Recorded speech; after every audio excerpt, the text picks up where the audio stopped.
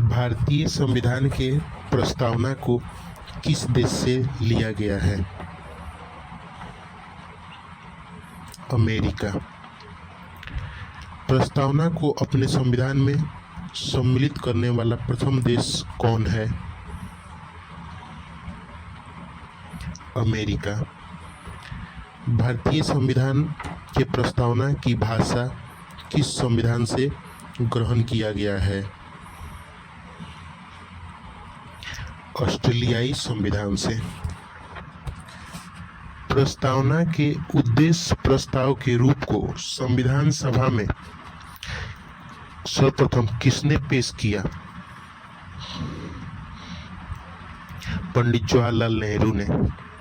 पंडित जवाहरलाल नेहरू ने प्रस्तावना के उद्देश्य प्रस्ताव के रूप को कब संविधान सभा में पेश किया? 13 दिसंबर 1946 को। प्रस्तावना के उद्देश्य प्रस्ताव के रूप को संविधान सभा द्वारा कब स्वीकृत किया गया? 22 जनवरी 1947 को। किसने कहा था कि प्रस्तावना के द्वारा वह जनमत प्रकट होता है जिससे संविधान अपनी शक्ति प्राप्त करता है? कार्ल फ्रेडरिक्स ने। किसने प्रस्तावना को संविधान का परिचय पत्र कहा है? प्रख्यात न्यायविद व संवैधानिक विशेषज्ञ एन.ए. पालकीवाला। किस संविधान संशोधन द्वारा प्रस्तावना में समाजवादी, पंथ निरपेक्ष और अखंडता शब्द को जोड़ा गया? 42वां संविधान संशोधन 1976। वर्ष 1976 में संशोधित प्रस्तावना का वर्तमान स्वरूप क्या है? प्रस्तावना का वर्तमान स्वरूप निम्न है। हम भारत के लोग भारत को एक संपूर्ण प्रभुत्व संपन्न समाजवादी, पंथ निरपेक्ष, लोकतांत्रिक गणराज्य बनाने के लिए तथा उसके समस्त नागरिकों को सामाजिक, आर्थिक और राजनीतिक न्याय, विचार, अभिव्यक्ति, विश्वास, धर्म और उपासना की स्वतंत्रता, प्रतिष्ठा और अवसर की समता प्राप्त कराने के लिए तथा उन सब में व्यक्ति की गरिमा और राष्ट्र की एकता तथा अखंडता सुनिश्चित करने वाली बंधुता को बढ़ाने के लिए दृढ़ संकल्प होकर अपनी इस संविधान सभा में आज दिनांक 26 नवंबर 1949 को एतद द्वारा इस संविधान को अंगीकृत, अधिनियमित और आत्मार्पित करते हैं। संविधान को जिस दिन ग्रहण किया गया उस दिन कौन सी तिथि थी? मिति मार्गशीर्ष शुक्ल सप्तमी। संविधान को किस विक्रम संवती वर्ष में ग्रहण किया गया? 2006 विक्रम संवती। किसने कहा था कि संविधान की प्रस्तावना हमारे दीर्घकालिक सपनों का विचार है? संविधान सभा के सदस्य सर अल्लादी कृष्ण स्वामी अय्यर ने। किसने कहा था कि प्रस्तावना हमारी संप्रभु लोकतांत्रिक गणराज्य का भविष्यफल है? के.एम. मुंशी ने। के.एम. मुंशी संविधान सभा के किस समिति के सदस्य थे? प्रारूप समिति। किसके द्वारा प्रस्तावना को संविधान का सबसे महत्वपूर्ण भाग और आत्मा कहा गया है? ठाकुर भार्गव दास। उनके अनुसार यह संविधान का आभूषण है तथा यह वह स्थान है जहां से कोई भी संविधान का मूल्यांकन कर सकता है।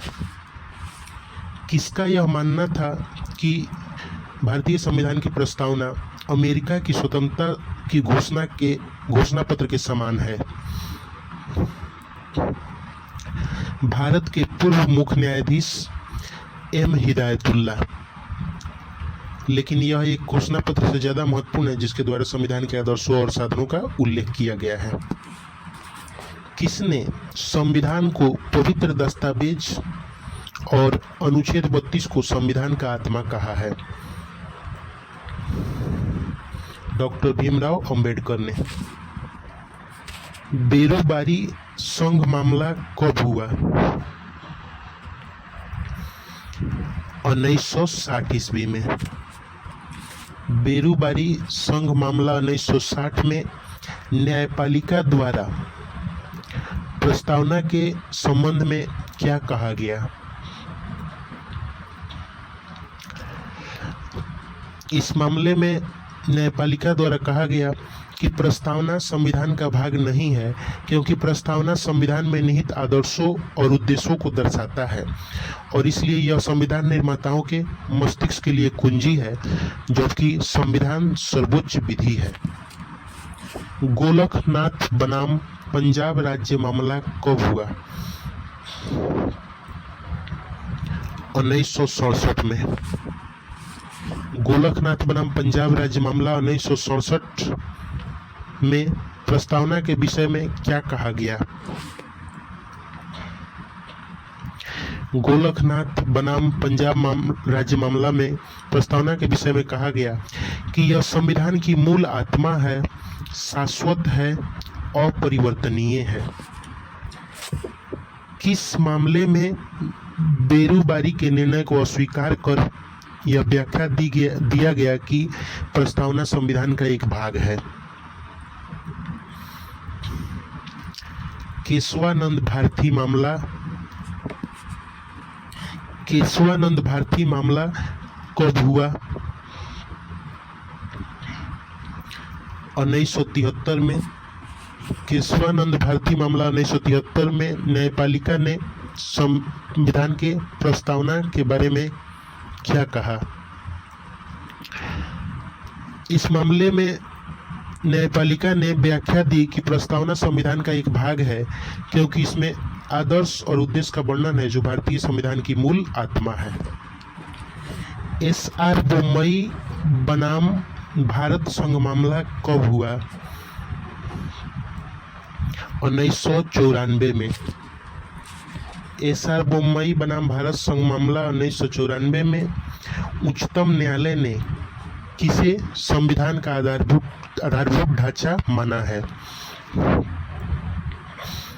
पंथ निरपेक्षता को, और कहा संविधान केवल शासन संचालन का एक माध्यम मात्र नहीं बल्कि सामाजिक क्रांति का दस्तावेज है। LIC ऑफ इंडिया मामला कब हुआ? 1995 में। LIC ऑफ इंडिया मामला 1995 में उच्चतम न्यायालय ने प्रस्तावना के संबंध में क्या कहा? इस मामला में उच्चतम न्यायालय ने व्यवस्था दी कि प्रस्तावना संविधान का आंतरिक हिस्सा है, जिससे यह स्पष्ट है कि प्रस्तावना संविधान का भाग है। प्रस्तावना में किसके शक्ति के स्रोत का वर्णन है?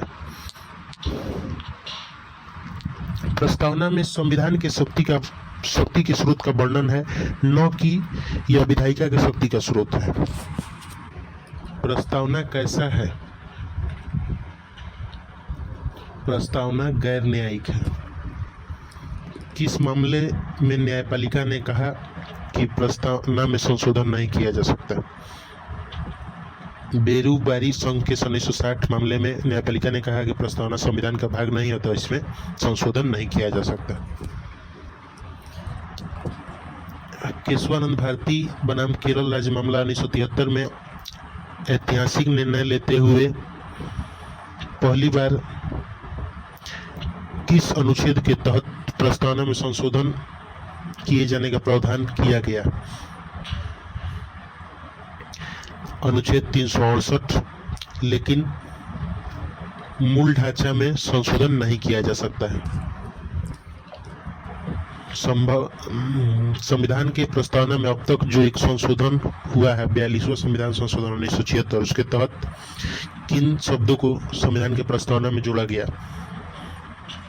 समाजवादी, धर्मनिरपेक्ष तथा अखंडता।